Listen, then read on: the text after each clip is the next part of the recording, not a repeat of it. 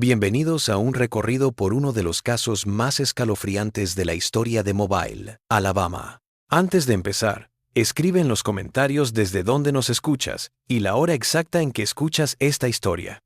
Queremos saber qué lugares son los que visitan estas historias documentadas y en qué momento del día o de la noche. Fue en 1845 cuando surgieron los primeros registros de propiedad de Leclerc en los archivos del condado de Mobile. Lo que parecía una transacción ordinaria entre una viuda rica y un subastador de esclavos, pronto se convertiría en uno de los episodios más inquietantes de la historia de Alabama antes de la Guerra Civil.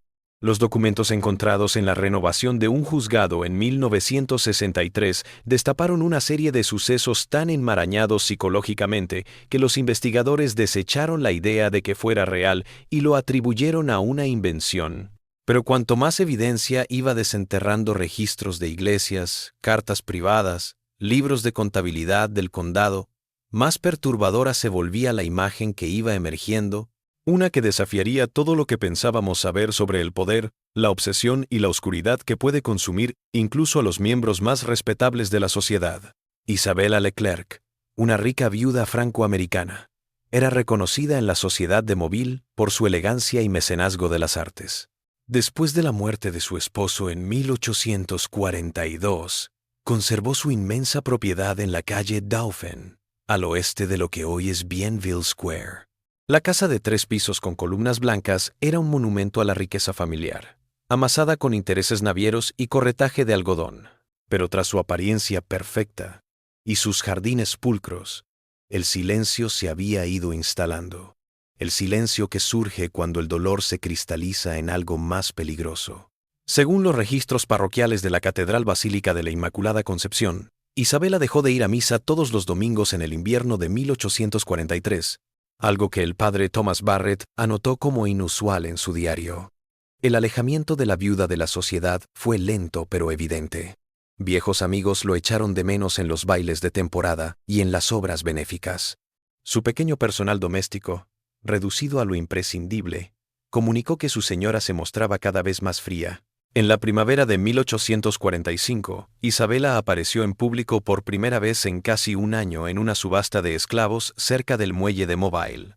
Lo que ocurrió aquel día desencadenaría una cadena de sucesos que se cobraría 3 vidas y dejaría una cicatriz en la memoria colectiva de las familias más antiguas de Mobile, una cicatriz tan perturbadora que sería deliberadamente suprimida de los relatos históricos durante más de un siglo. Los recibos de la subasta, encontrados en una caja de hojalata durante la demolición de un antiguo almacén en Water Street en 1958, muestran que el 15 de abril de 1845 Isabella compró un esclavo varón de 27 años excepcionalmente culto y apuesto. Pagó casi 3 veces el precio de mercado, lo que sorprendió a los demás compradores y vendedores que estaban allí. El nombre del esclavo se anotó en el libro de cuentas como Caleb Monroe. Lo que hizo esta compra aún más extraña fue que Isabella ya había manifestado simpatías abolicionistas en cartas privadas con los socios comerciales del norte de su difunto esposo.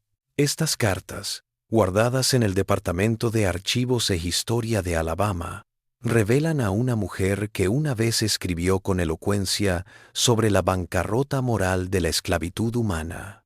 Pero allí estaba, no solo participando, sino aparentemente sobrepagando por algo que ella misma había denunciado como una ofensa a Dios y a la humanidad. Nadie en la subasta podría haber adivinado lo que se desarrollaría en los próximos 18 meses en la propiedad Leclerc. Una guerra psicológica de voluntades que finalmente devoraría tanto a la señora como al esclavo en una oscuridad de la que ninguno podría escapar. El paseo en carruaje desde el bloque de subastas hasta la finca Leclerc duró menos de media hora, pero para Caleb Monroe debió parecer un viaje a otro planeta. Los libros de contabilidad domésticos, meticulosamente mantenidos por la propia Isabella, registraron su llegada simplemente como nueva adquisición traído a la casa, puesto al trabajo de biblioteca y correspondencia. Esta nota corta refutaba la complejidad de lo que estaba por venir. Los orígenes de Caleb, reconstruidos a partir de documentos y testimonios posteriores, eran atípicos para un hombre de su rango. Hijo de una esclava y su amo blanco en Virginia, Le había enseñado a leer y escribir la hija del amo, que reconoció en el chico una inteligencia que debía ser alimentada. Cuando la plantación quebró en 1840, Caleb fue vendido para saldar deudas, pasando por distintas manos hasta llegar a Mobile. Su alfabetización y refinamiento lo volvieron un activo en algunos círculos y una amenaza en otros. En Alabama, como en la mayoría de los estados del sur, era ilegal enseñar a leer a los esclavos desde la década de 1830. Quienes tenían tales habilidades solían ocultarlas por seguridad, pero las habilidades de Caleb eran exactamente lo que había atraído a Isabela en la subasta. Las primeras semanas en la casa Leclerc marcaron un patrón que los vecinos y el personal doméstico luego encontrarían perturbador. Isabela colocó a Caleb no en los aposentos de esclavos detrás de la casa principal, sino en una pequeña habitación al lado de la biblioteca. Allí, según el inventario de la casa de 1846, le dio una cama, un escritorio y ropa más propia de un secretario doméstico que de un esclavo. Pero esta generosidad era de algo más oscuro. Según el ama de llaves Mary Beaumont, quien más tarde testificaría en una investigación eclesiástica, el trato de Isabela hacia Caleb oscilaba entre la indulgencia ciega y la humillación calculada. Un día le hacía recitar clásicos en voz alta y al siguiente lo dejaba de pie, inmóvil y en silencio durante horas mientras ella daba una fiesta. Se complacía en hacer alarde de su erudición ante sus escasos visitantes, escribió Mary en su declaración al padre Barrett en 1847, y luego recordarles a él y a todos los presentes su posición.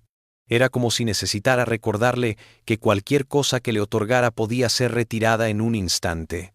La naturaleza psicológica de este tormento se reveló a través de las propias notas del diario de Isabela, encontradas escondidas en un cajón de su escritorio durante la liquidación de la propiedad en 1848.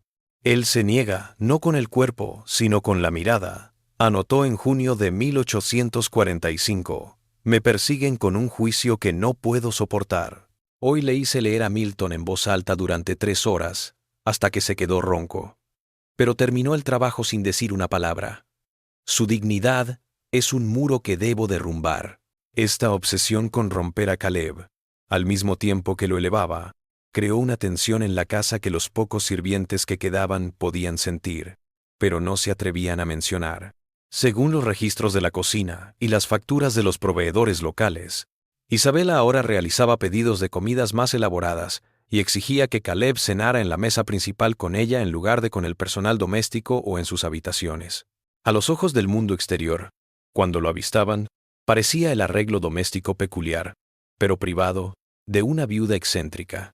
Pero entre las paredes de la casa Leclerc, algo más perturbador se gestaba. Una guerra psicológica entre captora y cautivo, con reglas que cambiaban a diario, apuestas que ninguno de los dos entendía del todo. El verano había llegado a su fin, y ahora el otoño de 1845 se acercaba, y la relación entre Isabela y Caleb había entrado en una nueva etapa.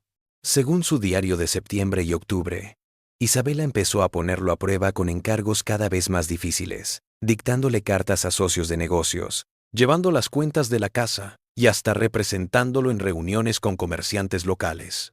Estas tareas, impropias de alguien de su condición, generaron una paradoja pensada para torturar.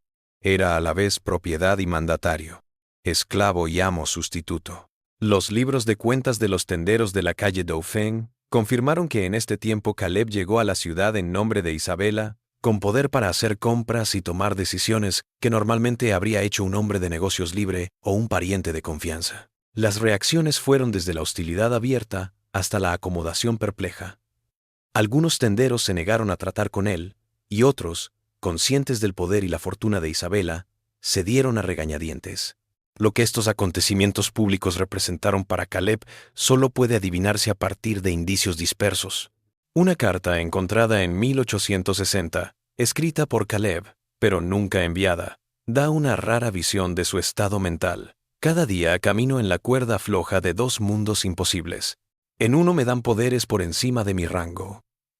Pero estos poderes no son más que extensiones de su voluntad. En el otro, sigo siendo lo que siempre he sido, posesión de la que se dispone a voluntad.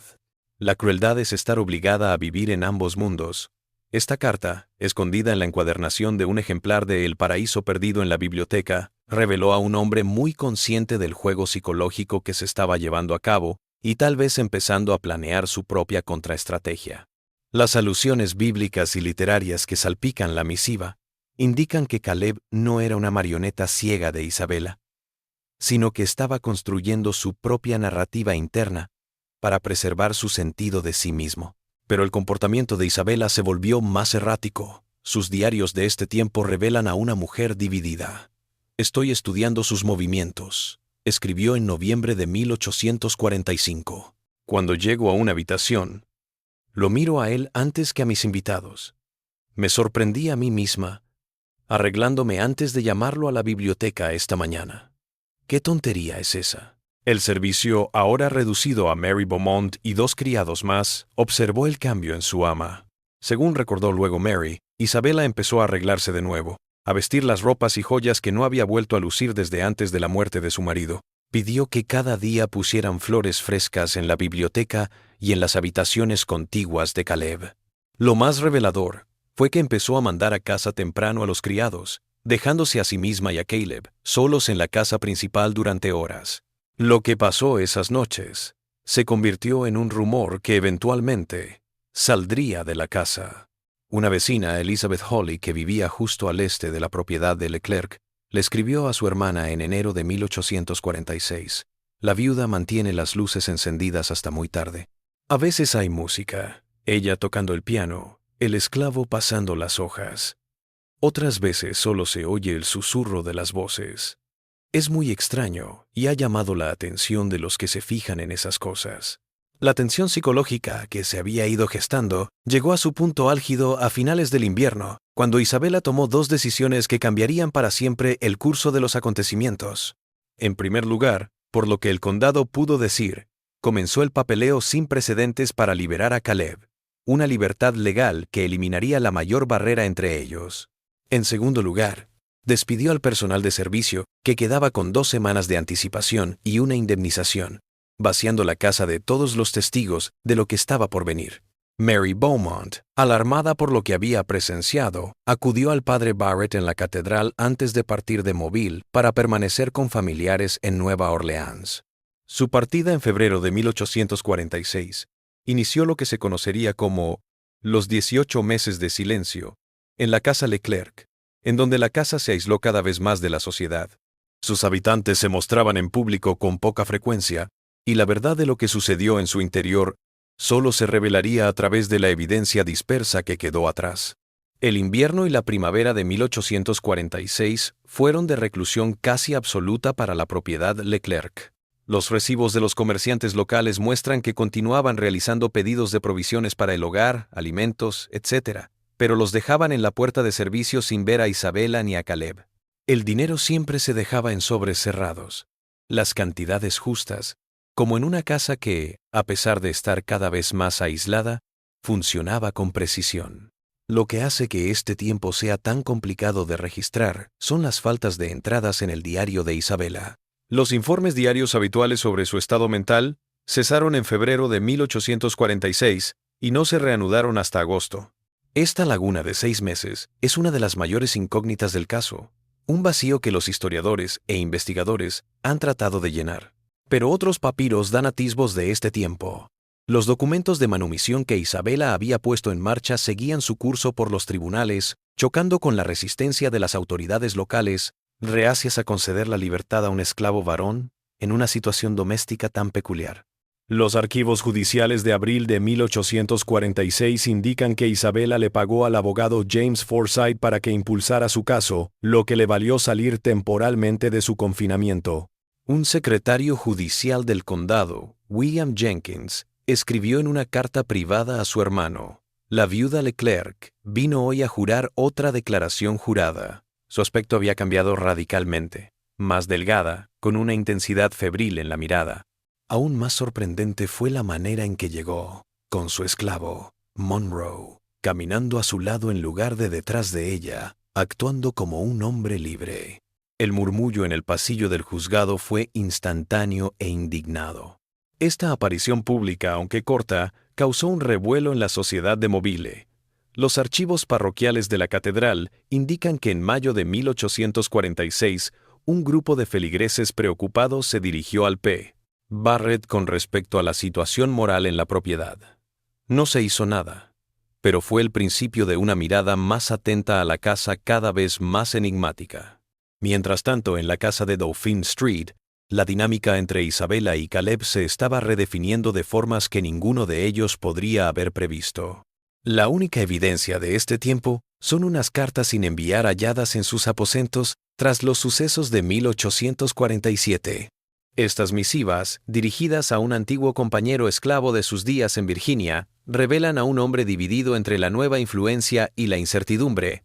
Ahora habla de ir al norte tan pronto como estén aprobados los papeles. Anotó en lo que parece ser una misiva de mayo de 1846. Ella sueña con una vida en la que podríamos vivir fuera de aquí. No puedo decir si esto es solo una extensión de su juego psicológico, o si algo real ha nacido de este juego retorcido. Más perturbador es que mi propia reacción es preguntarme, ¿podría estarlo considerando, ponderando la posibilidad contra la sospecha, inseguro de en qué impulso confiar? Otra carta, aparentemente escrita semanas más tarde, insinúa un enredo mayor. Anoche soñé que corría, pero no lejos de esta casa. En vez de eso corría a mi lado, en una dirección desconocida. ¿Qué implica que el encierro se sienta como una elección, cuando la captora parece igualmente cautiva? Nos movemos en círculos como lobos, ninguno dispuesto a mostrar la espalda, pero ninguno dispuesto a matar. Con el verano acercándose, parece que Isabella y Caleb comenzaron a planear más allá de la libertad legal. Las cuentas indican que Isabella vendió y convirtió en dinero sus posesiones, oro en monedas, letras de cambio de bancos del norte y joyas. Estas cosas parecían prepararse para una partida, tal vez a tierras donde su relación, sea lo que sea, podía existir fuera de los confines sociales y legales de Alabama. Pero mientras estos arreglos avanzaban, se estaban reuniendo fuerzas que garantizarían que el aislamiento de la propiedad no pudiera durar para siempre. En julio de 1846, los chismes acerca de la viuda y su esclavo habían llegado a un punto que requería una respuesta de las autoridades civiles y religiosas.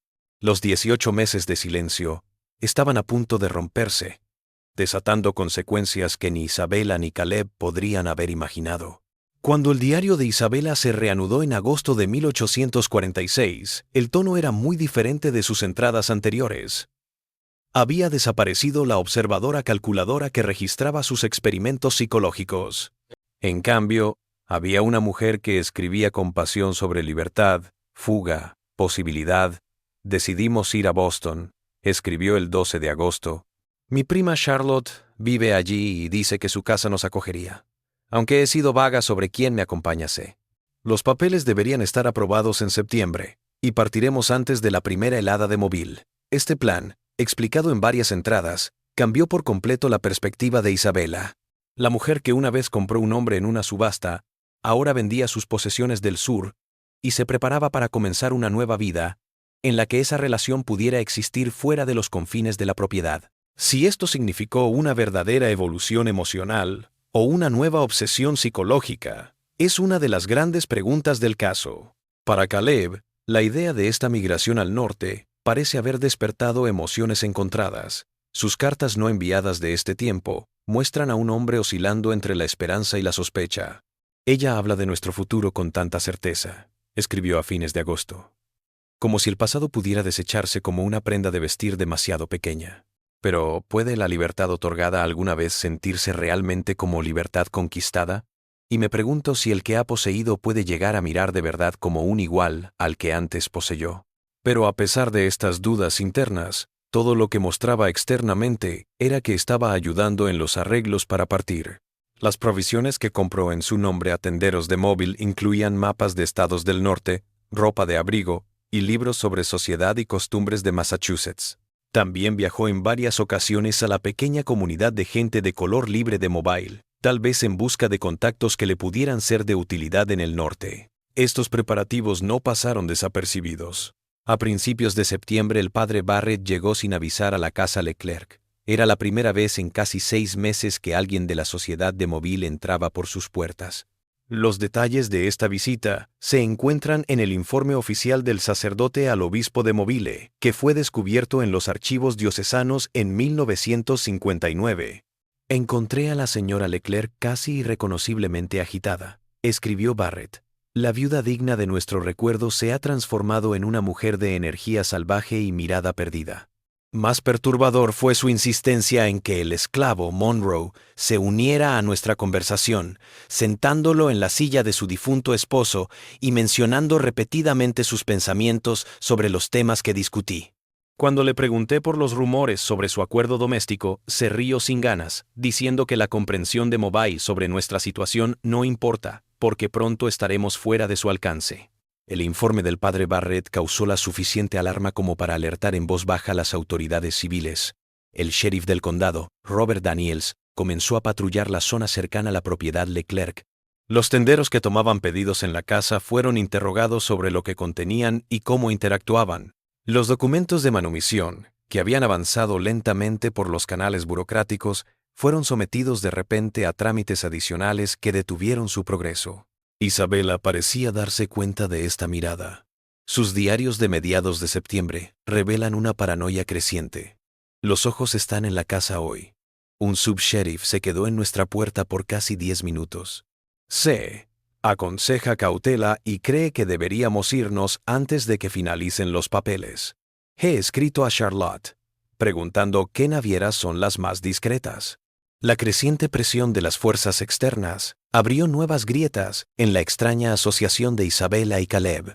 Según las entradas cada vez más erráticas del diario de Isabela, comenzaron a discutir sobre el momento y la forma. Caleb defendió la partida inmediata. Isabela se negó a irse hasta que tuvieran las protecciones legales de los papeles de manumisión. Esta tensión alcanzó su punto álgido a principios de octubre de 1846, cuando Isabela anotó una discusión que puso al descubierto el desequilibrio de poder que aún subsistía bajo su nueva relación. Hoy, le recordé a C. que independientemente de todo lo demás que ha cambiado entre nosotros, la decisión final sigue siendo mía. La mirada que cruzó su rostro en ese momento tenía algo que nunca había visto antes dirigido a mí. Odio puro, rápidamente oculto, pero inconfundible. Por primera vez desde que llegó a esta casa, he cerrado con llave la puerta de mi habitación. Aquel momento de reconocimiento que bajo la danza psicológica en la que habían estado envueltos, la realidad subyacente de amo y esclavo permanecía, marcó el principio del fin para la saga Leclerc-Monroe. La pequeña confianza que había crecido entre ellos se estaba rompiendo, incluso cuando el mundo exterior los estaba acorralando. El otoño se adentraba en Mobile. Los 18 meses de silencio se acercaban al punto que los consumiría a los dos. Los últimos meses de 1846 trajeron una mirada más cercana a la propiedad Leclerc. Los registros del departamento del sheriff de noviembre y diciembre indican patrullas adicionales en las cercanías de la propiedad. El padre Barrett realizó 2 visitas más, pero según sus informes, no se le permitió pasar del vestíbulo en ninguna de las ocasiones. Los documentos de manumisión quedaron atascados en el limbo burocrático, con funcionarios señalando irregularidades que necesitaban ser revisadas. Las entradas del diario de Isabela de este tiempo muestran a una mujer cada vez más desconectada de la realidad, que oscila entre planes megalómanos de fuga y reinstalación en el norte y episodios de paranoia. Todo el mundo se confabula contra nosotros, escribió el 10 de diciembre. C. piensa que deberíamos dejarlo todo y escapar en la noche, pero no puedo abandonar las riquezas y el lujo que hemos acumulado. Él no entiende que hay que tener ciertos estándares, no importa qué. Esta alusión a tesoros es reveladora, ya que las cuentas indican que para entonces, Isabel había transformado la mayor parte de su fortuna en bienes muebles valiosos, oro, joyas y letras de cambio, que probablemente tenía escondidas en alguna parte de la casa. La materialidad de esta riqueza más tarde sería clave para entender lo que vendría. Para Caleb, el empeoramiento de las cosas parece haber provocado un cambio táctico. Sus cartas no enviadas de diciembre de 1846 y enero de 1847 revelan a un hombre que había comenzado a hacer planes sin consultar a Isabela. Ya no puedo más atar mi vida a sus manos cada vez más erráticas, escribió a fines de diciembre. El plan del norte es bueno, pero no con ella a mi lado. Su presencia solo cambiaría una prisión por otra. Debo asegurar mi propio camino. La evidencia indica que en este tiempo Caleb se asoció con una red de abolicionistas clandestinos en Mobile. Los registros portuarios muestran un aumento del tráfico por rutas conocidas por ser utilizadas por el ferrocarril subterráneo. Una declaración jurada realizada años más tarde por Jonathan Phillips, un comerciante del norte que ocasionalmente ayudaba a esclavos fugitivos, describió a un hombre elocuente de una familia sureña prominente que buscó información sobre rutas hacia el norte a principios de 1847. Mientras Caleb parecía estar haciendo planes en secreto, la cordura de Isabela se desvanecía. Sus últimas entradas de diario, de febrero de 1847, oscilan entre la obsesión romántica y la ideación violenta. A veces me imagino que cruzamos la línea Mason-Dixon juntos, de la mano, hacia una nueva vida. Otras veces, visualizo su sangre extendiéndose por el suelo de la biblioteca, la evidencia final de que siempre me ha pertenecido. Las dos cosas aportan una tranquilidad. Lo que ocurrió a continuación se ha reconstruido a partir de diversas fuentes, ninguna de ellas completamente fiable por sí sola, pero que en conjunto apuntan a un final devastador para la historia de amor entre Leclerc y Monroe. Según un informe del sheriff Daniels del 23 de febrero de 1847, se produjo un incendio en la propiedad Leclerc poco después de la medianoche. Cuando llegó la policía, la casa principal estaba en llamas. Una vez que el fuego se apagó, los investigadores descubrieron dos cuerpos en las ruinas carbonizadas de la biblioteca. La identificación fue complicada por el estado en que se encontraban los restos, pero las joyas halladas en un cadáver coincidían con objetos que sabía que eran de Isabela. El segundo cuerpo, supuestamente Caleb Monroe, fue descubierto cerca de lo que había sido la puerta de la biblioteca, lo que indicaba un intento fallido de fuga. Esta historia simple de un incendio fatal podría haberse convertido en el registro oficial si no fuera por algunas inconsistencias que alarmaron a los investigadores. En primer lugar, un inventario de las cosas que se habían recuperado de la casa no reveló ninguno de los objetos caros que Isabela había acumulado. En segundo lugar, el examen de los cuerpos, realizado por el médico forense del condado, el doctor James Wilson, determinó que ambos habían fallecido antes del incendio. Isabela, por lo que parecía ser una única puñalada en el pecho. Caleb, por un traumatismo severo en el cráneo consistente con un arma contundente. Lo más perturbador fue el hallazgo en una dependencia que había sobrevivido al fuego de una bolsa de viaje con ropa de hombre, mapas de rutas del norte y una gran cantidad de monedas de oro, alrededor de la mitad de lo que los libros de contabilidad indicaban que debía tener Isabela.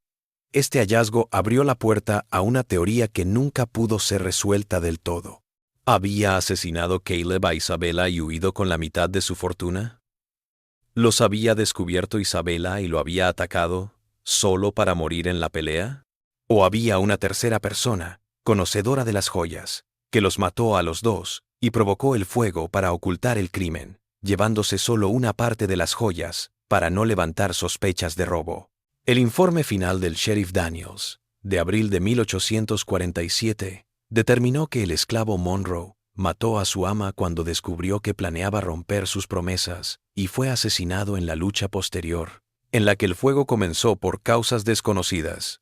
Esta conclusión, útil para el orden social, se hizo oficial, pero algunos investigadores no estaban convencidos. El padre Barrett, que había sido testigo de la extraña transformación de la casa, ofreció una opinión diferente en una carta privada a un compañero en Nueva Orleans. Lo que se perdió esa noche no fueron solo dos vidas, sino la prueba de un enredo psicológico tan profundo que había distorsionado a ambos participantes, más allá del reconocimiento.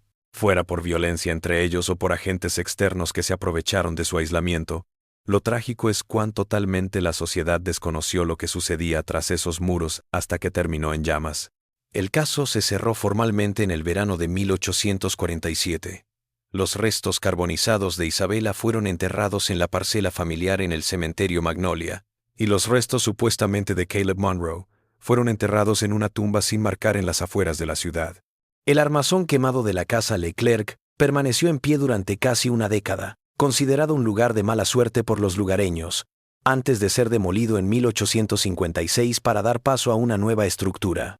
La historia podría haberse perdido en el tiempo de no ser por el hallazgo en 1958 de una pequeña bolsa de cuero enterrada bajo el antiguo jardín. En su interior había un medallón de oro con 2 mechones de cabello, uno oscuro y otro claro, entrelazados. En el interior estaban grabadas las iniciales I, L y C. Y la fecha, 20 de febrero de 1847, 3 días antes del incendio.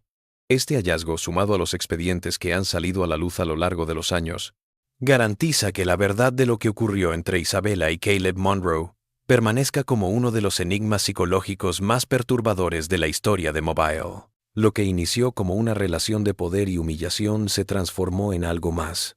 Una metamorfosis que los consumió a ambos y de la que solo quedaron piezas para que las generaciones venideras intentaran armar su historia. En 1965, al estar catalogando por fin los materiales del caso, la archivera Margaret Phillips escribió: «Quizás lo más aterrador del caso Leclerc Monroe no es la violencia de su final, sino la lenta inmersión psicológica que la precedió. La forma en que el captor y el cautivo se enredaron en una relación que trascendía, y sin embargo, nunca podría escapar por completo de sus comienzos. Es un monumento a cómo el poder pervierte no solo a quien lo detenta, sino al espacio entre las personas. Los lugares físicos relacionados con el caso hace mucho que han cambiado. En el lugar de la antigua propiedad Leclerc, ahora se levanta un moderno edificio de oficinas. El tribunal en el que Isabella presentó los documentos de manumisión ha sido renovado varias veces. El auction block en donde se compró a Caleb se demolió a fines del siglo XIX. Pero las sombras psicológicas de su pasado aún persiguen la memoria histórica de Mobile, un recordatorio de que bajo la superficie de la sociedad civilizada, las corrientes de obsesión, poder y cambio pueden agitarse en resacas, capaces de arrastrar incluso las identidades más cuidadosamente elaboradas hacia las profundidades. Como nota al margen de este caso inquietante, cabe mencionar que en 1968, durante las renovaciones de un antiguo edificio de Boston, que una vez fue propiedad de la prima de Isabella, Charlotte, los trabajadores descubrieron un compartimento oculto que contenía un diario. La nota, autenticada por peritos para que coincidiera con muestras de la escritura de Caleb Monroe localizadas en Mobile, tenía una sola entrada, fechada en marzo de 1847, una semana después del incendio que se decía que lo había matado. La puerta decía: «Llegué. El precio fue más alto de lo que podía imaginar. Dios perdone lo que la necesidad obligó». Esta última evidencia, que parece indicar que Caleb podría haber huido hacia el norte después de todo, añade otra pieza más a un rompecabezas psicológico ya complicado. Plantea la posibilidad de que el cuerpo que se encontró, que era el suyo en realidad, podría haber sido el de otra persona por completo, alguien que ayudó en su fuga, o que se convirtió en un peón involuntario en el acto final de una tragedia que se desarrolló durante 18 meses. El hallazgo de esta entrada de diario reabrió el caso en 1968 y fue revisado por la historiadora Dra. Elena Winters, de Harvard.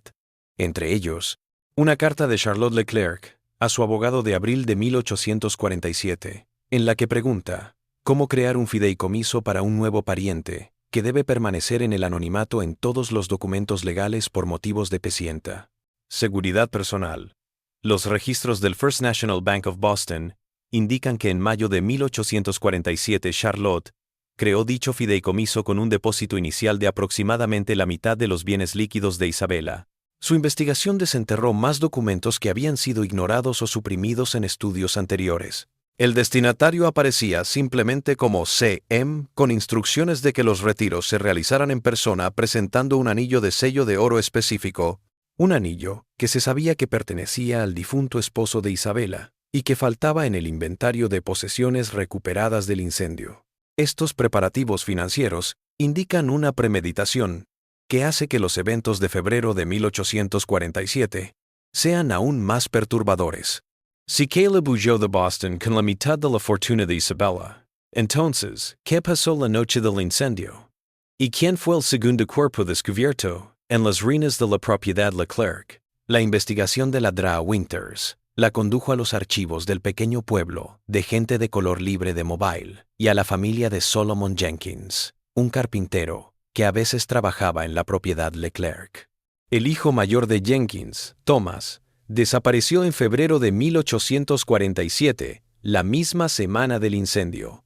No hay acta de defunción ni de salida de Mobile en los registros públicos, pero su ausencia se nota en los registros de asistencia a la iglesia y en una carta que su hermana escribió a un primo en Nueva Orleans preguntando si Thomas había llegado allí. El parecido físico entre Thomas Jenkins y Caleb Monroe, que algunas fuentes que conocieron a ambos hombres notaron, abre la posibilidad de que Thomas haya sido el segundo cuerpo en la biblioteca, ya sea un participante dispuesto en el plan de fuga de Caleb que salió mal, o una víctima elegida precisamente por su parecido con Caleb en el momento de la muerte. La primera investigación del sheriff Daniels nunca lo sospechó, creyendo que el cuerpo masculino descubierto cerca de la puerta de la biblioteca era el de Caleb. El informe del médico forense indicó que la identificación se realizó principalmente por el lugar y características generales de los restos, ya que el estado en que se encontraban no permitía una identificación más precisa.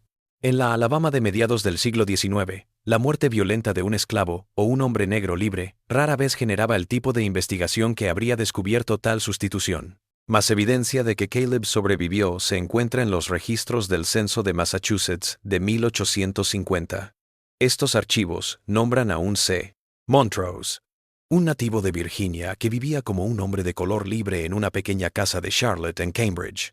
Su profesión figura como secretario privado y ayudante de letras, y su edad es la que habría tenido Caleb en 1850. Esta entrada del censo desaparece en 1860, pero los registros de la iglesia de una pequeña congregación unitaria en Cambridge informan que un hombre que coincidía con la descripción fue miembro desde 1851 hasta 1863, cuando se dice que partió hacia Europa. Un manifiesto de pasajeros del puerto de Boston muestra que un Charles Montrose reservó pasaje en un barco a Liverpool en abril de 1863. Lo que está llegando a estar claro a través de estos restos dispersos es que si Caleb huyó hacia el norte, pasó el resto de su vida mirando por encima del hombro, cambiando de nombre y de lugar con regularidad, sin permanecer nunca en un lugar el tiempo suficiente como para dejar un rastro histórico completo. El precio psicológico de una vida así, encadenada para siempre a lo que sucedió durante aquellos 18 meses en Mobile, solo puede adivinarse. Sobre el destino de Isabella, la historia siempre ha dicho que fue asesinada por Caleb antes del fuego, pero la investigación de la DRA, los inviernos encontraron algunas anomalías que contradicen esta conclusión. Las notas del forense, más explícitas que su informe, calificaron la herida mortal de Isabella como compatible con una puñalada hacia abajo, lo que implicaría un agresor más alto que la víctima. Los archivos históricos muestran que Caleb e Isabella eran de la misma altura, lo que hace que ese ángulo sea poco probable si él fuera el agresor. Aún más intrigante es algo que se descubrió en una carta privada del ayudante del sheriff William Hayes a su hermano en 1848. Hayes, quien ayudó en la investigación del incendio, dijo que la herida de la señora era extrañamente precisa. El tipo de corte limpio y deliberado que esperarías de un militar o médico entrenado, no el ataque desesperado de un hombre acorralado.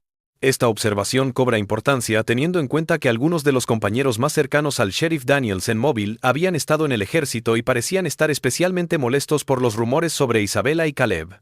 Estos detalles abren la puerta a una tercera posibilidad, más allá de la historia oficial y la teoría de la fuga de Caleb, que tanto Isabella como Caleb fueran víctimas de la justicia vigilante y que el incendio se provocara para destruir las pruebas y la historia de asesinato-suicidio se inventara para reafirmar los límites sociales que su relación había violado. Para darle peso a esta teoría, se encuentra una nota enigmática que se encontró entre las pertenencias de Richard Hawley, el esposo de Elizabeth Hawley, la vecina que había denunciado la actividad extraña en la propiedad Leclerc en 1869. La nota, del 21 de febrero de 1847, 2 días antes del fuego, dice simplemente: reunión en Daniels. Acuerdo sobre la condición de L. Dios perdone lo que la necesidad ordena. El eco de lo que la necesidad requiere en la nota de Hawley y en la entrada del diario atribuida a Caleb en Boston abre la puerta a preguntas inquietantes sobre posibles vínculos entre estos documentos. ¿Fue uno una respuesta al otro? La información sobre los planes de acción vigilante provocó la huida de Caleb. ¿O la coincidencia es casual, la misma frase surgiendo en dos hombres separados que enfrentan acciones extremas? Lo que emerge de todas estas fuentes dispersas no es una historia unificada, sino un caleidoscopio de posibilidades, cada una revelando una faceta diferente de las fuerzas psicológicas y sociales en juego en el caso Leclerc-Monroe. Tal vez la verdad contenga un poco de cada uno de estos escenarios. Un plan de escape sincronizado con una intervención externa, traiciones simultáneas, y un incendio que ocultó y reveló verdades. Lo más perturbador, sin embargo, sigue siendo la transformación psicológica registrada en los diarios de Isabela y las cartas de Caleb. Lo que había comenzado como una relación de poder y humillación, se transformó en algo que ninguno de los dos entendía ni controlaba. Isabela, que compró a Caleb para ejercer su dominio absoluto sobre otro ser humano, terminó igualmente enredada en la red psicológica que tejieron. Caleb, que sobrevivió manipulando las impresiones de su captora, terminó por caer en una relación que desdibujó las líneas entre obediencia calculada y compromiso real. El historiador psicológico Dr. Martin Ruskin, quien la analizó en la década de 1970, notó que la de Leclerc y Monroe es un ejemplo extremo de lo que los psicólogos ahora llaman vínculo traumático, por el cual víctimas y victimarios crean fuertes lazos emocionales en relaciones de poder desiguales y abuso cíclico. Lo que hace este caso tan perturbador es que ambos parecían ocupar ambos roles al mismo tiempo, atrapados en un circuito de retroalimentación psicológica del que ninguno pudo liberarse. Esto aclara quizás la parte más confusa del caso. ¿Por qué? Si Caleb huyó a Boston, solo se llevó la mitad de la fortuna de Isabela en lugar de toda. La separación parecía trazar una línea psicológica que no podía cruzar, una última admisión de la complicada conexión que había establecido, incluso mientras escapaba de él. Del mismo modo, si Isabela fue asesinada por agentes externos en lugar de por Caleb, el hecho de que continuara con la relación a pesar de las crecientes amenazas externas muestra lo mucho que había cambiado la dinámica de poder original. Los anales de la historia nos dan el último y tantalizador vistazo de lo que pudo haber sido el final del caso. En 1882, un breve anuncio en un periódico de Cambridge informaba sobre el fallecimiento de un tal Charles Montrose, caballero de letras, antiguo secretario de una distinguida familia de Boston. El anuncio dice que Montrose dejó su pequeña fortuna para crear una beca para jóvenes negras con talento literario, una gran herencia, si Montrose era en realidad Caleb Monroe. Lo más revelador es el efecto personal que dice que fue enterrado con él, un medallón de oro en que están enrollados dos mechones de cabello, uno oscuro, otro claro. La descripción coincide con el medallón descubierto en el lugar de la propiedad Leclerc, un siglo más tarde, lo que sugiere que Caleb tenía un gemelo del que guardaba Isabela, cada uno llevándose un recordatorio físico de su enredo a sus tumbas. En 1972, Ladrado Winters buscó la tumba de Montrose para comparar el ADN de cualquier resto con muestras del lugar del incendio, pero los registros del cementerio mostraron que el cuerpo había sido incinerado, la última barrera para descubrir la verdad detrás de su identidad. Del mismo modo, cuando los investigadores intentaron desenterrar los restos enterrados como Isabela para un análisis forense moderno, encontraron que el daño por agua en esa parte del cementerio Magnolia había destruido los restos. La evidencia material, como la misma gente, se ha ido perdiendo en el tiempo.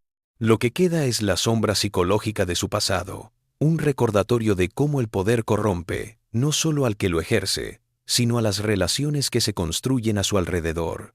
El asunto Leclerc-Monroe se ha erigido en una historia de advertencia, analizada por historiadores sureños de antes de la guerra, psicólogos interesados en el poder y estudiosos de cómo las sociedades hacen cumplir sus fronteras.